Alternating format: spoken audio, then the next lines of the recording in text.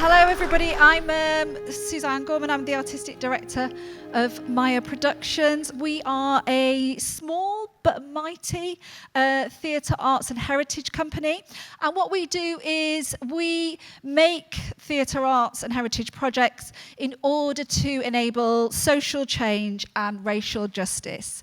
And this project, Roots to Roots, is one of our really key projects. It's a South Asian heritage project. It's really about enabling South Asian communities to gain visibility, to have a voice, to have their stories told, because we do know that there is a real kind of lack of visibility and representation around kind of South Asian communities in arts and culture and heritage. And the way that our project works is that we work with 3 different communities. We work with an Anglo-Indian and South Asian community here in Croydon.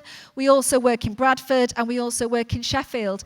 We'll work with our participants exploring themes around migration, around cultural identity, around heritage. And through cross-arts workshops, they will develop a piece of performance, or it could be some poetry, spoken word. And this afternoon, what we're going to be doing is presenting Echoes of a Name. But I'm going to let Rez tell you more about what you're going to be seeing in terms of the performance that our wonderful women have been working on for the past 8 weeks, I think. Thank you very much. Thank you. Thank you, Suzanne, and hello, everyone. How are you doing? My name is Rez Kabir, and on behalf of Janet Steele and myself, we would like to welcome you all, and I've been asked to say a few words. Maya Productions invited us to work with this group for a couple of hours on Wednesday. This has been happening, I think, for 4 years. This is our 3rd year that we worked with this wonderful group.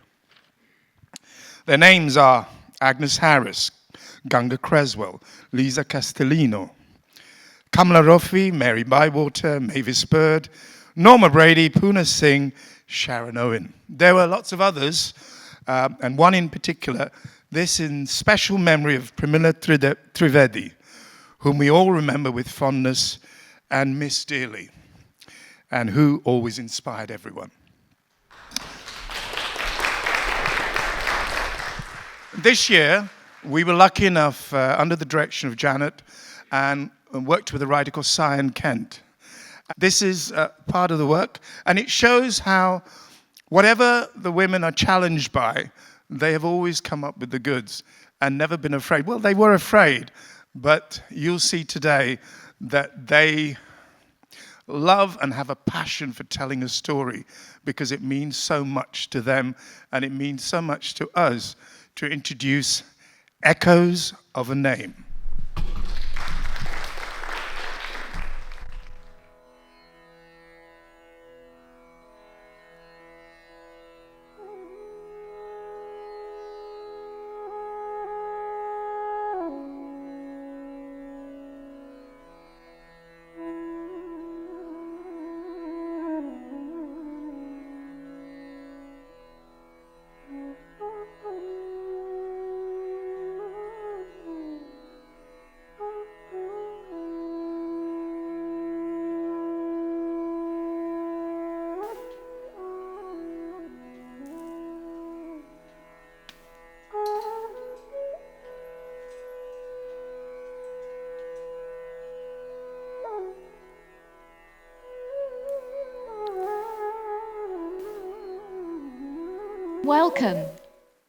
Welcome to this gathering of celebration and remembrance.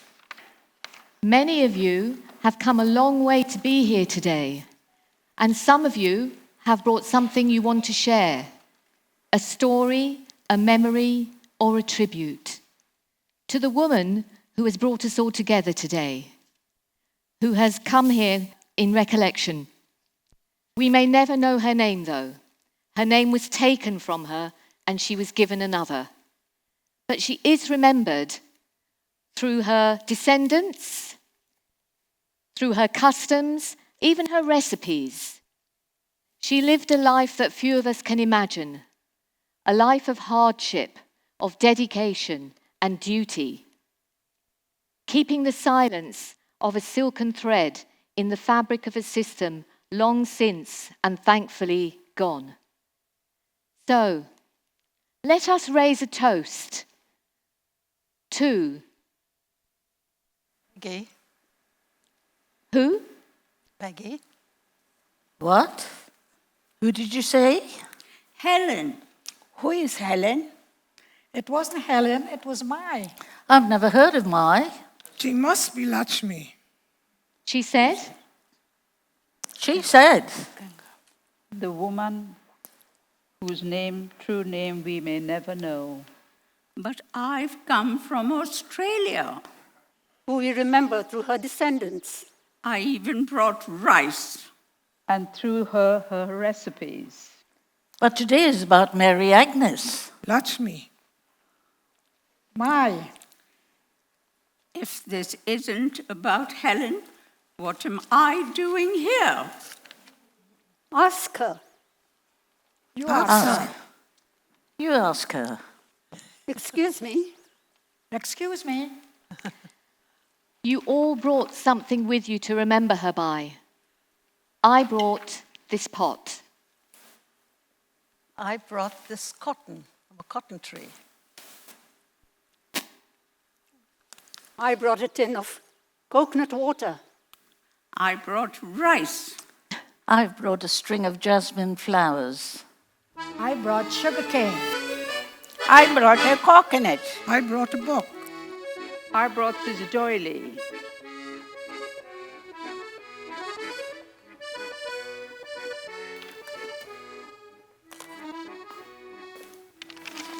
You don't put us there.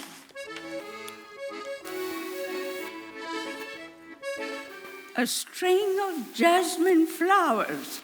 How lovely. Cascades down her back. Laced in her long black hair. Cascading down her back. Her soft hands beautifully patterned with henna. After Mary Agnes's death, I visited my Aunt Celia in a small village in Pondicherry, South India. A day's journey by Tonga. That's a horse and cart.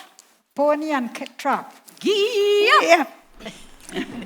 I was so excited to meet her. There was so much she could tell me about my Aunt Mary Agnes, her elder sister, and an aunt I'd never met. Her small house was nestled in a tiny fishing village of a few Tamil-speaking families. One evening, we sat on the veranda and watched the full moon over the horizon. Lighting up the water like a large, shimmering silver sheet along the Mandal coastline.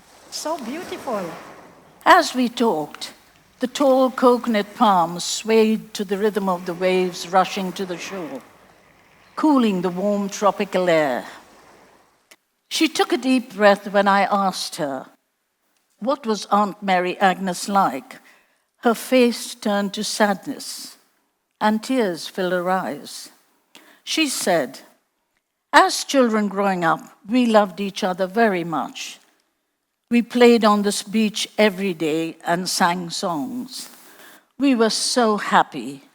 I never thought our lives would change so much. It was around 1746. Mary Agnes was just 15 years old, a dusky beauty of ebony skin that gleamed from the use of turmeric in the morning sun. Her long black hair, plaited, interlaced with a string of jasmine, cascaded down her back. Her soft hands were beautifully patterned from the use of henna, and her sari fell elegantly about her.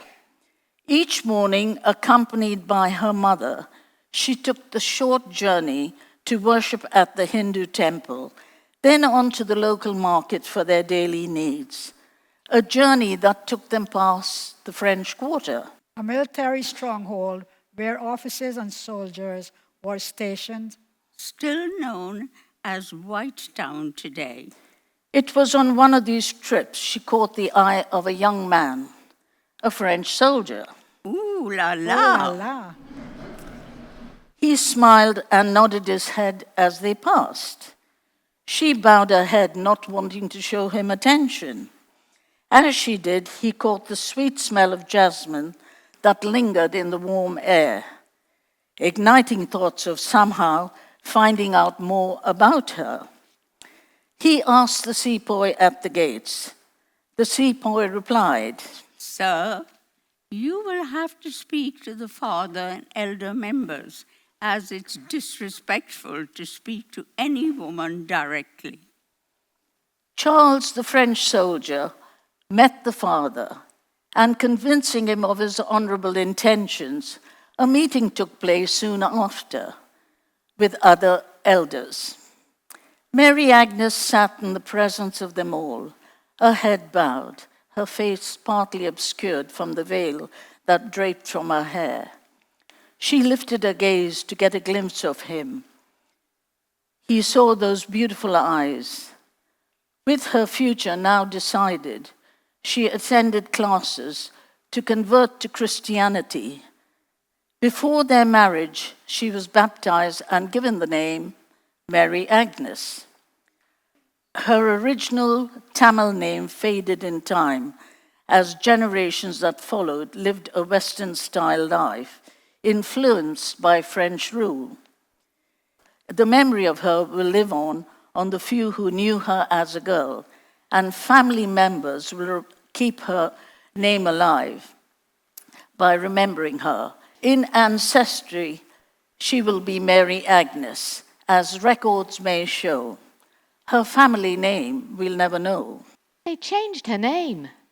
They erased her. She was baptized as a Christian.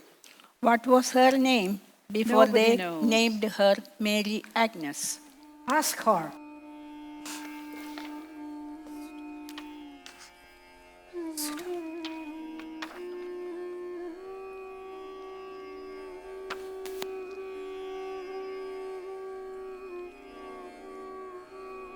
It was long ago. She was running through the village with the other children, her hair flying in a thin cotton camise, the colours faded from so many wash days.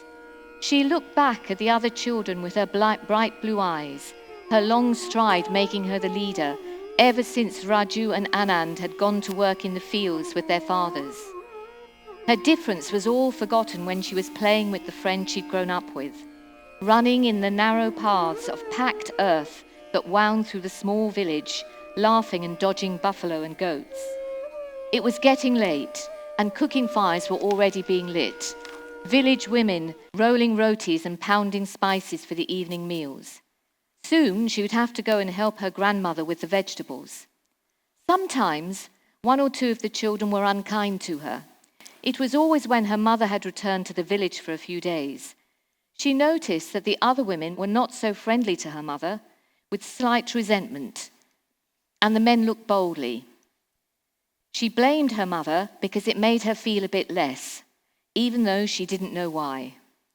She supposed it was because she looked a bit different to the other village children. One by one, her playmates peeled off to go home for their prayers and food. Come on, wash your hands, you're filthy. Bart! The chickens clucked by the door as her grandmother stirred the curry in the dechki. Her grandfather was in the compound where he made all the clay pots for the village. He kneaded the lumps of clay and turned them by hand on an ancient wheel and then fired them in the kiln. She loved to watch him. "Please, grandfather, can I work with you and make pots one day?" You can't make pots. You're a girl. Cooking and keeping house is your job. Cooking and housekeeping is your job, just as it was your mother's, your grandmother's, and all the women before you. Then the white soldiers came, slicing through the lush groves of cardamom to build the fort that guarded the Coromandel coast. But the village headman was wise, and he saw the gain for the village. The soldiers needed dobi, produce, pan, after all, and the village can provide it. Even the grandfather benefited from making clay pots for them. It was a time of prosperity for the village. One day, she was woken very early by her mother, who wordlessly handed her her best camise to put on. It indicated that she should get dressed. She looked questioningly at her mother, who just nodded. Her mother gently brushed her hair, smoothing oil into it for a lustrous shine. She didn't know what was happening. Why was her grandmother silently crying, and why was her grandfather lying with his face towards the wall? Her mother led her out of their old home. The dawn was pink, the air was cool and soft, and perfumed with spice and morning mist vegetation. Yesterday, she had felt strong and free. Now she felt she was being drawn away from everything that was safe, familiar, and timeless. The mother's eyes were sad. She could tell from the lightening sky that they'd been walking for about an hour. The tall grasses swished and shushed, and snuffling sounds of domestic animals added to the morning chorus. They walked silently, but she felt the love of her mother. Soon they came to the edge of the soldiers' encampment and continued through the open gates. Inside, the sight of white soldiers, dressed in their strange garb, solar topies, boots, busying about with such purpose was shocking to her. Some soldiers were marching up and down, others were harnessing horses, and some were loading barrels onto carts. She looked at her mother and saw that her mother was calm. If her mother was calm, surely there was nothing to be afraid of. The mother led her off to one side, and they walked behind a row of what must have been soldiers' houses. There, she saw native women squatting by clay ovens and cooking chapatis for the soldiers and various small children who looked like her. Then she did feel fear. Where did the children play? Where were the grandmothers and the grandfathers? Where were the altars, the family altars? Where was the market for the women? The mother led her to a large house that was set apart and framed by banana and waving palms. She could see that the veranda was all swept and clean. The mother led her up the steps of the veranda to 2 central doors on the veranda, but not before she saw a wondrous sight. There on a table was a pot. Not the rough red clay pots like her grandfather made, but a smooth, green, shiny pot. There was some small plant growing in it, a fern or something. Why would you put a plant in a pot when it had much better uses, like storing food or keeping water cool? She was so lost in thought that she hadn't noticed the tall man who was now standing next to her mother. Why was he standing next to her mother like that? He had hair the same color as hers, blue eyes like hers. She looked at her mother, who seemed calm and didn't seem frightened or fearful at all. Should she take things calmly and adjust to a new life like her mother had? I bought that at the Great Exhibition, he said. It reminds me of home. She didn't understand, but her mother seemed to understand the gist of what he was saying. Should she listen and watch like her mother had? I think we got to her just in time, he said. She must be 12 or 13. Can't have her running around like some wild thing. Won't do. She felt somehow that she'd been found wanting, and her head slowly drooped. Now, chin up. And he said to her mother, she'll go to the school in the morning. You can't make pots. You're a girl. Cooking and keeping house is your job. Yesterday she felt strong and free. Now she is being drawn into a net.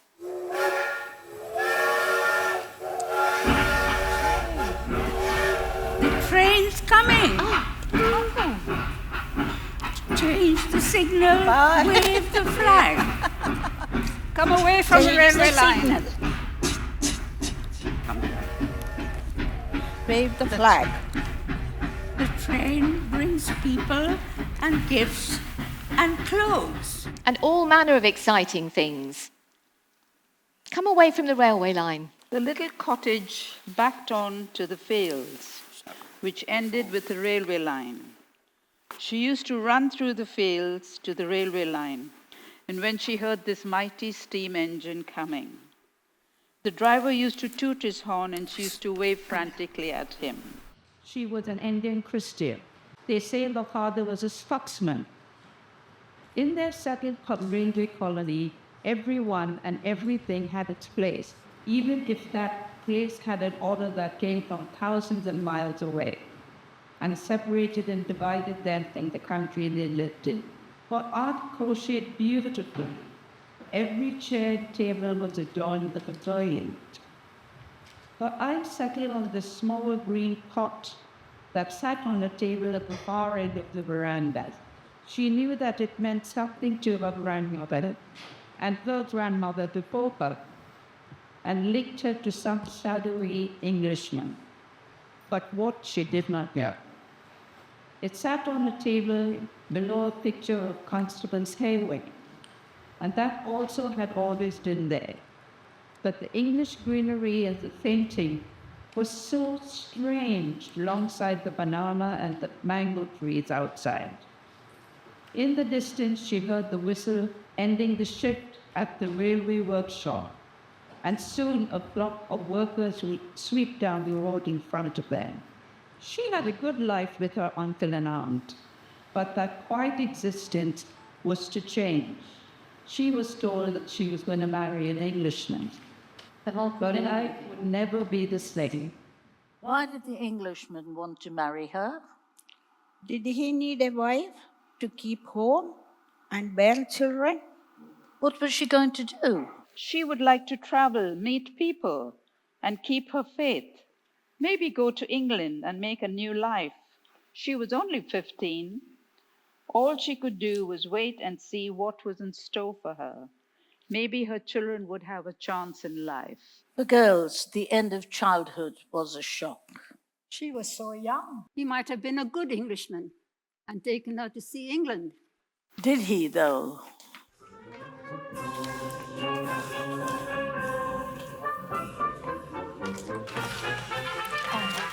Yeah.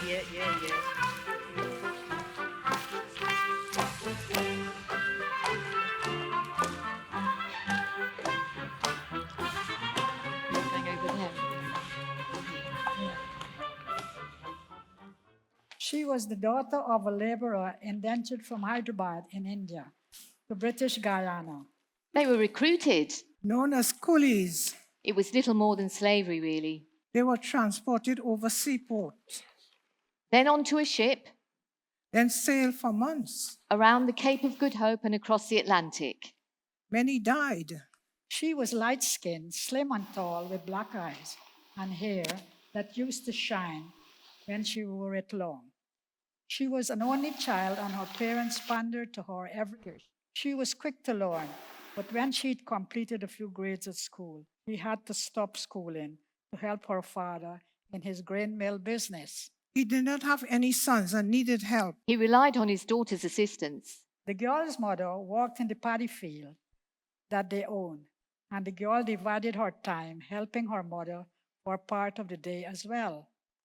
Guyana was a hot country, and the girl wore skimpy dresses to keep cool while she worked. She was a good worker and grew stronger each day. One warm day, a young man happened to be passing when she was at the riverside washing clothes. He stopped to admire her but didn't speak. The man returned from time to time, and after a month or so, was brave enough to ask the girl her name and where she lived. He met her parents and asked her for her hand in marriage. The girl's father was loath to let his daughter leave home. He wanted to know what the young man did for a living. On learning that the gentleman had recently qualified in business studies and was looking for a job, the father proposed that the young man work for him for a reasonable payment and maybe in a year or two marry his daughter. They shook hands on the deal, and the deed was accomplished. Girls had no choice who they married. Everything decided by men. They had to make sure she found a suitable husband. She did not have a choice either way. We knew her as Mai, an affectionate name for a mother. They had 6 children, even though small in stature. Mai was hardworking and determined to help provide for her children. It was a very hard life. She fetched water from wells, washed clothes by hand, and cooked on wood fire stove. But she always had a calm nature and grace, and her home became a haven for all to feel welcomed and loved. She was known as Mother. What's wrong with that? That was her role, not her name. Lisboa é a cidade cheia de encanto e beleza, sempre formosa a sorrir. There is a new ship in the port. Portuguese sailors are arriving. Lot of them in their white uniform. Handsome sailors. Says you.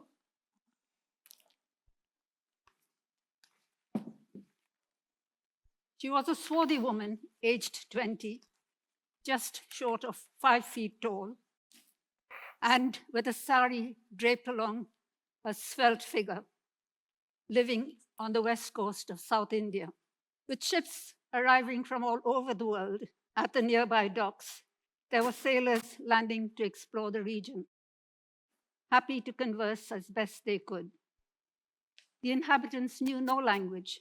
A Portuguese sailor took a fancy to the young woman, who smiled and gestured to make herself understood. The sailor taught her phrases in Portuguese. Um prazer, conselho. Prazer, conselho. That means it's a pleasure to meet you. She perfected the phrases and taught her family and the community to speak the language too.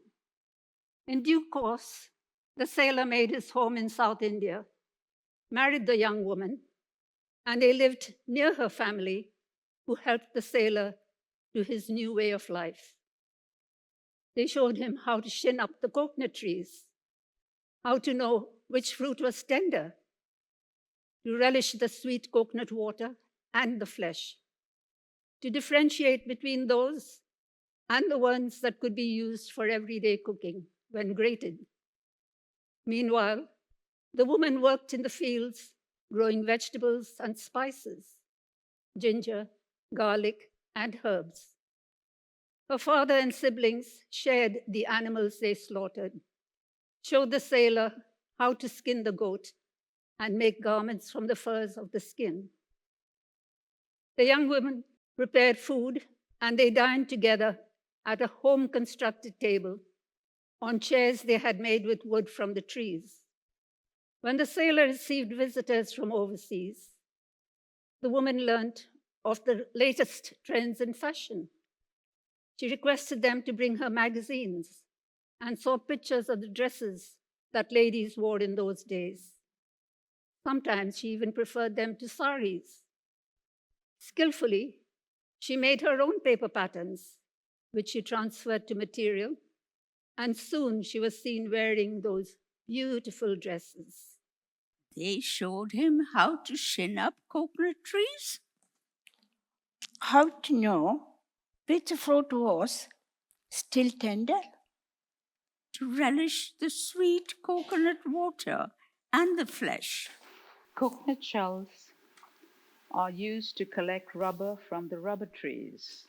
To collect latex from the rubber trees. In Kerala, Latex, rubber, it's all the same. it's latex before it's made into rubber. So why don't they call it latex trees?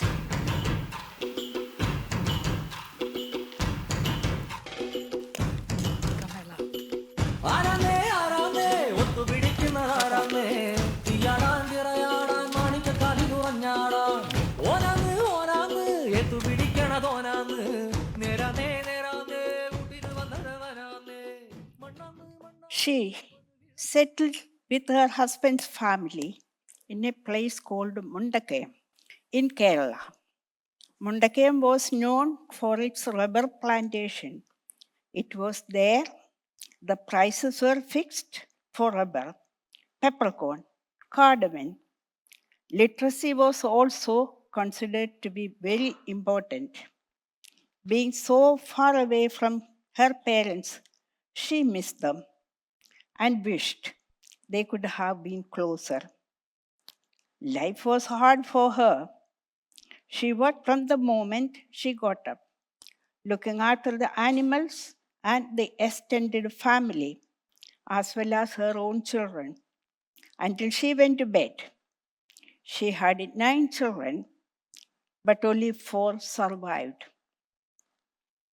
She was determined that her 4 remaining children would have the best lives possible and ensured they were educated, always encouraging them to succeed in their studies. They did succeed, but success took them away and eventually abroad. Sadly, in time, she lost touch with them.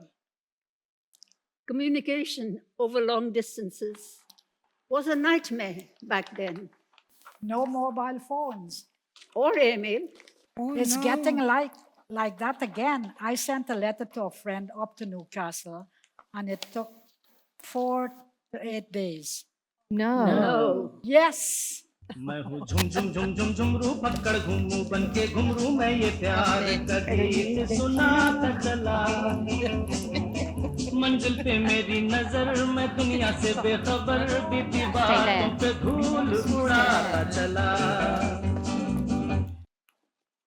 People from India were persuaded to go and work in Trinidad also, As cheap labor on the plantations. sailing across the wild Atlantic. Braving sickness and death.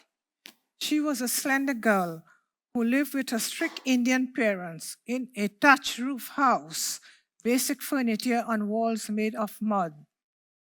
This was in the village of Pinal in Trinidad. It was a sleepy village with sugarcane growing all around. Her grandparents had worked in the sugarcane plantation as laborers when they first arrived from India. Backbreaking work. In tropical heat. Colonial laws were harsh. But people retained their culture. She was a helpful girl and would often be seen in the marketplace with her mom, selling milk, yogurt, and vegetables. Buy your yams. Sweet potato and pumpkin. Best prices in the market today. On Saturdays, she helped young children with their homework, and everyone loved her kind and caring nature. She grew up into a beautiful woman, and her parents arranged a traditional Hindu wedding, her husband being of the same caste. She lived with her husband's parents, extended family, doing all the household chores and looking after everyone. One day, she became extremely sick, and she was diagnosed of typhoid. Oh, no. A terrible disease. From contaminated water. We don't want her to die. She survived. Oh, Thank goodness. Went on to live a long and fulfilling life. Through the goodness, she touched the lives of others. Life is not a destination, rather a journey. Life is not a destination, but rather a journey. We appreciate the good things in life, big and small. We are only travelers in this world. Peggy O'Neill is a girl who could steal any heart, anywhere, anytime. Mary. Remember your rice. Eh? Remember your rice. This wonderful if her eyes are blue, That's Peggy O'Neill. If she's smiling all the while, that's Peggy O'Neill. If she walks beside us down, if she talks like a cute little rogue, sweet personality full of rascality, that's Peggy O'Neill. This is my cotton. He sang this wartime favorite to his granddaughter as a babe in arms and called her his pet name Peggy. He was in the Royal Signals, and his grandfather before him was a tea planter who sang to his granddaughter. He was born on a tea plantation in the Nilgiris to a woman who worked on the slopes, picking with tender fingers the tender tips of our favorite drink, tea. I wonder if she had a pet name too. They lived in a beautiful compound with several shady trees like mango and most of all the cotton tree. The dry pods of the cotton were broken off and collected in a big tub. She teased the cotton using a long pole which had a cross piece at the bottom, rolling the pole between her palms to separate the seeds from the cotton. Then she had made pillows and bolsters for the family. One day she took her granddaughter to school. The girl wore a freshly ironed uniform. They left the compound and walked down the lane. Suddenly, an angry cow made a charge for them and knocked the girl down, covering her with mud.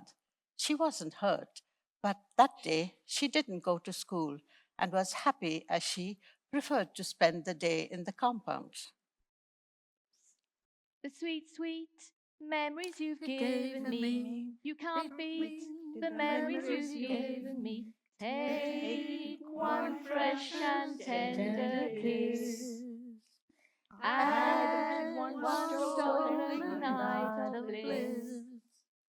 One girl, one boy, some grief, some joy. Memories are made of this.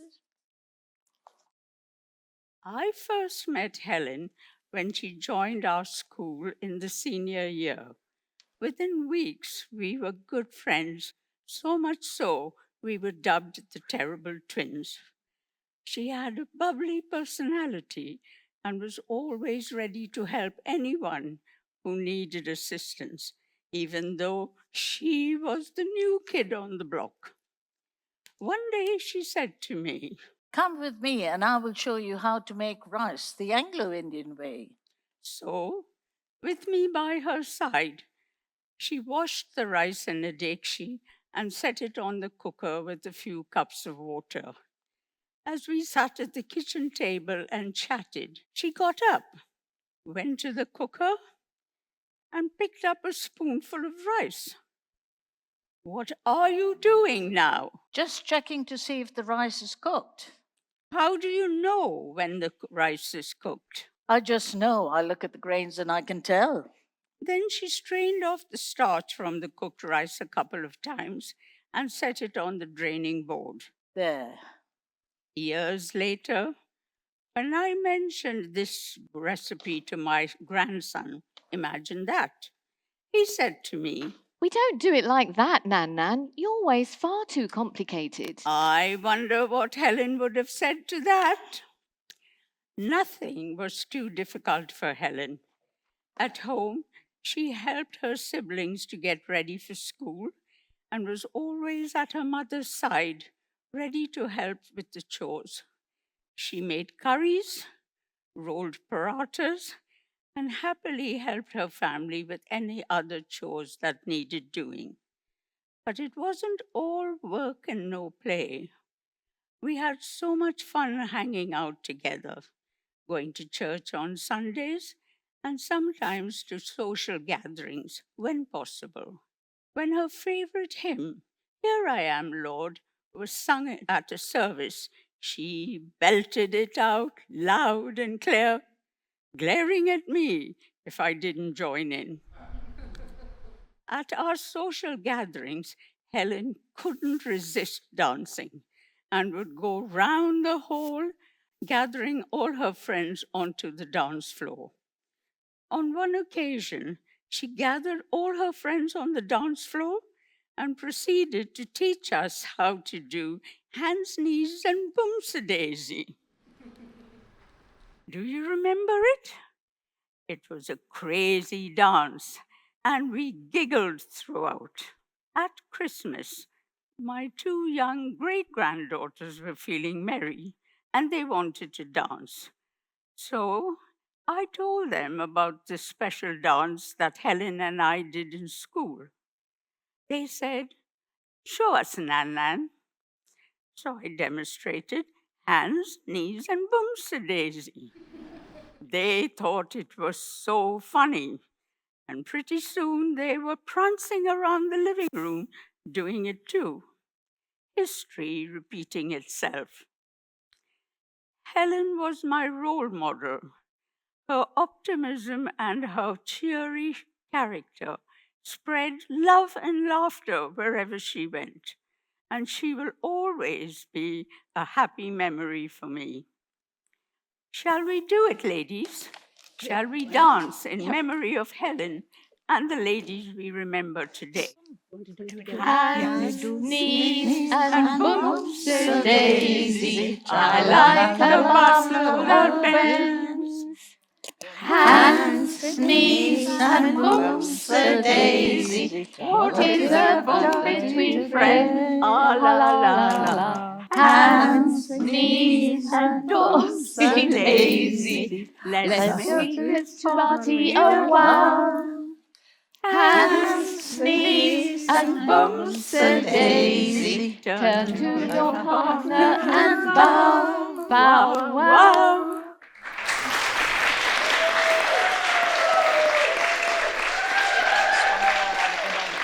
Yeah. You go now, maybe. We are the generations of her children gathered here today to remember our ancestral mothers with no indigenous name. She had no fame, no glory, a girl of native land, whose life was of subservience to the foreign man.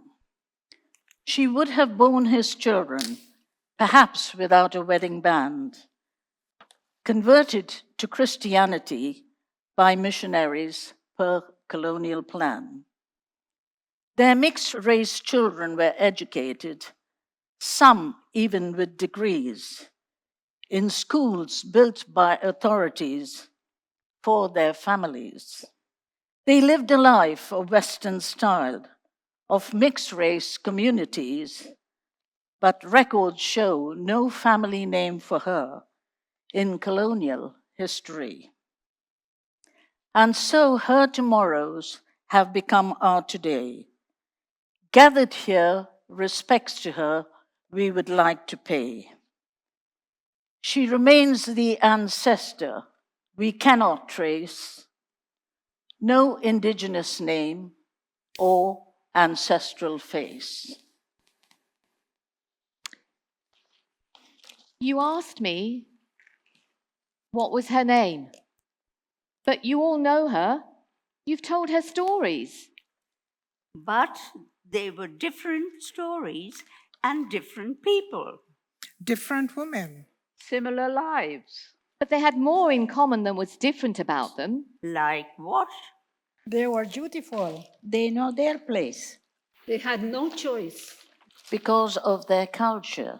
And the empire. Colonialism. Indenture, Marriage. self-sacrifice, Childbearing. Loss. Faith. But they had fun too. And love. And a family. But who were they? They were the women we remembered through stories handed down. Who live forever through us and our families. In our hearts. Women given Christian names on their marriage. And remembered by history only as native woman. We are all part of them and they are part of us. Who is that woman from your ancestry and your community? She would have travelled far. She might have married young. She would have given much of herself to family. Let her name be known by whoever you know her as. So, again, let us raise a glass to Mary Agnes. Helen. Enid. Auntie Mary.